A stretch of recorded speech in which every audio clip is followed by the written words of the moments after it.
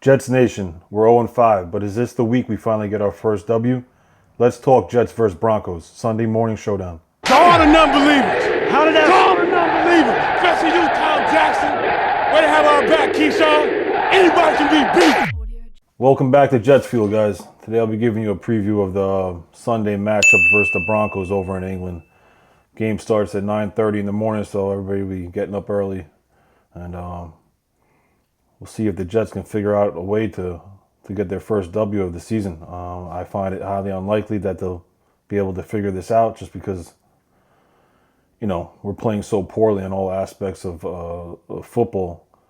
And given the Denver Broncos defense and, their offense starting to gain some momentum, I think it's going to be a difficult challenge for us. But nonetheless, I got a couple key areas where I think the Jets should try to focus on in order to try to find a way to win this game. So let's get into it. First one, when I'm looking at the things, all the stats from the Broncos and, areas where they can potentially be vulnerable is right now, Bo Nix is playing a little bit inconsistent, so he hasn't really got the ball rolling. If we could find a way where we can pressure him and get some significant pressure on him, which would involve our defensive ends or Steve Wilks creating some type of game plan or blitz package where we can figure out a way to get Bo Nix to be under pressure constantly, that's the only way that we're going to figure that out. Bo Nix can't get comfortable. If he gets comfortable, he has the guys on the outside and he has a guy behind him that can make you pay for it. So it's going to be incumbent upon Will McDonald, and I'm thinking, I'm hearing that Jermaine Johnson is going to be making his return. I don't know how much he's going to play coming off of being out for 3 weeks now, 2 or 3 weeks now. Can those two find a way to get pressure on Bo Nix without having to give up the personnel to bring in some extra blitzers? I don't know. We haven't, these last couple of weeks, we haven't been able to produce a pass rush. And that goes for the whole defensive line. So can Steve Wilks figure out a way to, create some stunts or blitzes where we can find Bo Nix under pressure constantly? That's the way we're going to force him into a turnover, force him into getting off the field on third downs and stuff like that. So number one, we got to be able to get pressure on Bo Nix and not let him get comfortable. He is starting to gain some momentum. You saw it last week when he played the Eagles. They found a way to win that game. But point number one is we have to keep pressure on Bo Nix. We have to find a way to be creative, either using stunts on the defensive line or bringing additional blitzers, bringing a nickel off a safety off the edge and find a way to get him uncomfortable. So, like I said, Bo Nix has a couple different weapons out there as well, though. So, Corey Sutton is their primary receiver. This is a guy that you look at and he could be a real problem for us because our secondary is playing absolutely atrocious. Sauce Gardner, Brandon Stevens. I don't know. Hopefully, we can maybe see this kid that we traded for from the Titans, Brownlee, come through, but we don't know yet. But Corey Sutton is a receiver that you would think that Sauce Gardner would lock up with, and be able to compete with. But I don't know. It's something's happening with Sauce Gardner. Over these past 2 seasons, I feel he's essentially regressed. He hasn't shown any improvement outside of his rookie year. His rookie year, he was so dominant. I don't know if that was a disservice for him. I don't know if that was a disservice to Sauce, that first rookie year where he was so dominant. And he maybe he feels like he didn't have to improve or get better. I don't know what the issue is, but he's been struggling mightily this year. The whole defense in general, we all know that the defense in general are playing terrible. So Bo Nix got to be constantly on his back, pressured, but we also have to maintain our defensive responsibility because Bo Nix, like the rest of these guys we faced all year, he has the ability to get out and use his feet. He's athletic enough where he can make us pay. So it's a fine line that we got to tread, So yeah, get pressure on Bo Nix and then maintain your responsibilities and get him to the ground. If you have an opportunity to tackle this guy, bring him to the ground. No more of these missed tackles that we've been dealing with all fucking year. All right, so point number 2. Going off the back of getting Bo Nix under pressure, we're going to have to be able to stop the run.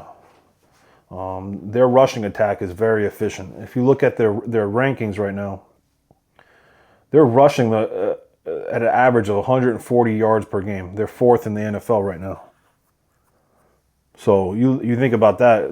They're gonna try to establish a run behind J.K. Dobbins and the other kid Harvey. I don't know how many years he's been in the league, but the kid Harvey. These two have been incredibly efficient, especially J.K. Dobbins. I love the kid. I always loved that kid. But we have to be able to stop the run. And the Jets have been proven over this last couple weeks that we can't stop a fucking nosebleed. So we're going to have to invest the personnel to get up in the box and stop the run. But it comes at a cost because our secondary has been so suspect and so garbage that I don't know, I don't know the correct way to play this because do you leave the help back there?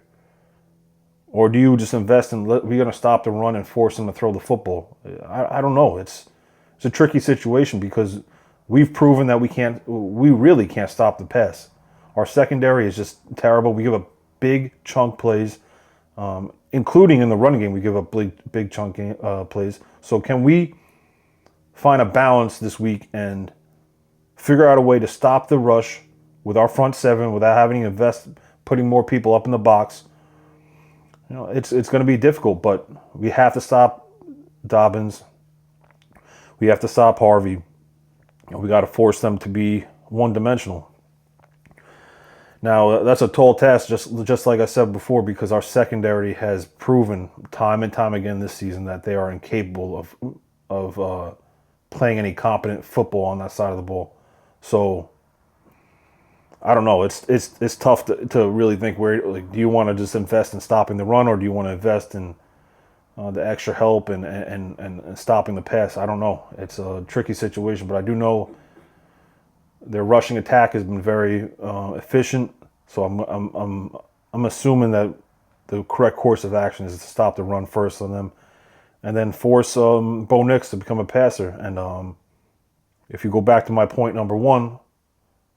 If we can develop some type of pass rush or create some type of stunts or blitzes that can get him pressured, maybe we could find ourselves today on Sunday with our first takeaway of the season, which has been long enough. I think we made history already.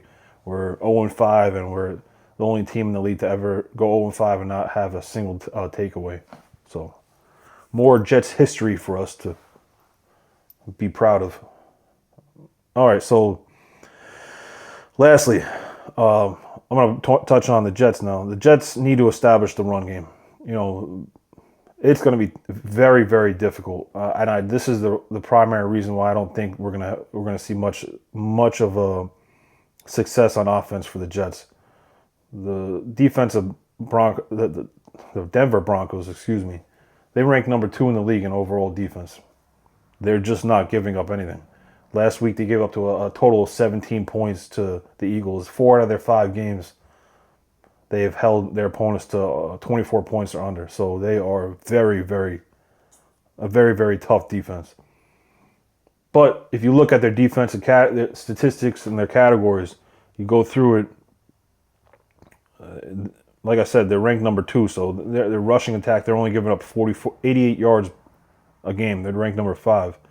But their only glaring weakness, and it's not even like a terrible weakness, is they're ranked number 8 in the league in passing yards given up per game. They're right at 200 yards, which doesn't really fit to what we do.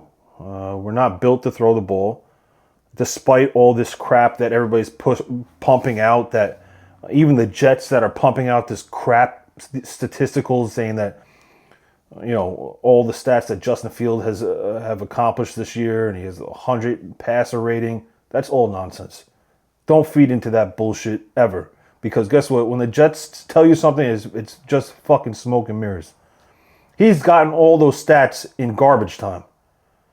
And everybody knows what I mean by garbage time. When the opponent has nothing to play for, they play a soft prevent defense, and then they just let the guys run the clock out, and then just throw the fucking ball, whatever they want, do whatever the hell they want. So I don't want to hear none of this stuff that Justin Fields has been putting up stats. That's absolutely ridiculous. And I don't even want to start thinking about this stuff because... Anyway, let's get back on point. We have to find a way to establish the run game. Because if you look at the defense's statistics, their only weakness that they're going to be able to show us is in their secondary. Can we find a way to establish some type of run game? I'm not talking about that the whole game is going to be built on the run game, even though this is what our offense is built on. But if we can establish enough of a threat on the rushing part of the offense, that can open up things for us. That can open up another week where we could see Garrett Wilson having another big game. He's been our guy this whole season. He's been the only guy this season. And then can we see guys like Mason Taylor that's been over these past 2 weeks, he's taken steps forward. He's getting targeted a lot more. So can guys like that step up? And then can we get somebody else, please, to do something? Can we get somebody on the outside that can do something, like remotely produce something for us? Josh Reynolds. I think Alan Lazard is out again. I don't know. I still don't understand why the fuck this guy's on the team. So, yeah. We have to be able to establish some type of run game to keep them honest. And maybe even if we can get enough of that rush attack established, maybe they bring another guy up in the box. And now we can really try to expose their secondary, which, this all doesn't play into who we are. This is a bad matchup for us. This is a bad matchup for us because we're not built to throw the ball. Their defense is incredibly stingy, and they're not going to give up much.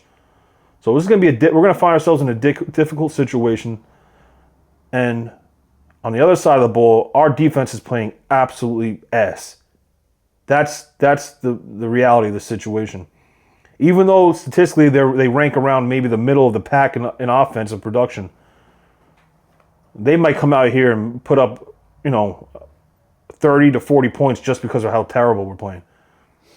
I mean, you think about how bad our defense is playing. We've given up, I don't know, we're at 31 points per game or something like that. It's 32 points per game. I've never seen the Jets defense play this bad. So, yeah, let's not get too far out of it. I just wanted to make this brief. I find myself in all my videos, I'm going too long, so I got to really stop running my mouth about a bunch of crap. But, yeah, those are my 3 keys to victory. 1, getting pressure on Bo Nix. 2, stopping their rushing attack. And on the third one is going to be us establishing some type of rushing attack against their number 2 ranked defense in the league. If we can get those 3 things established, especially, our defense, figuring what the fuck they're doing out there, we might find a way that we can scrap out a win. I don't see it happening. I think it's very highly unlikely. I think this is a very, very bad matchup for the Jets. And I'm going to be realistic again. And the Jets, I say that the Jets are probably going to lose this. And I'm going to say it's going to be a score of 31 to, we'll say 31-17. There you have it. If you guys get a chance, please comment, share your thoughts about maybe how the Jets can find a way to victory this weekend. Like, share, subscribe, all that stuff. Appreciate all the love and support. And as always, go Jets.